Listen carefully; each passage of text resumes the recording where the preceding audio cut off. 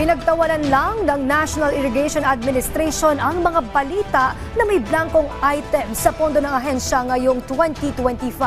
Sa panayam ng Radyo Pilipinas, sinabi ni NIA Administrator Eddie Guillen na walang katotohanan ang balitang yan. Makikita naman aniya sa website ng Department of Budget and Management o DBM ang kumpleto at detalyadong pondo ng mga ahensya ng pamahalaan. Giit pa ni Guillen kung may blank item ang NIA, bakit mas mababa ang budget nila ngayong taon?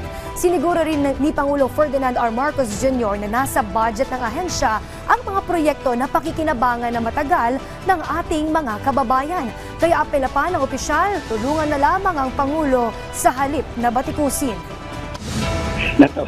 Sorry sir, natawa naman ako dyan sa news. Alam niyo, ang totoo niyan, ako po kasama ng aking mga sa NIA, nakuha po namin yung details po ng aming budget pagkapirma ni Presidente sa website ng DBM.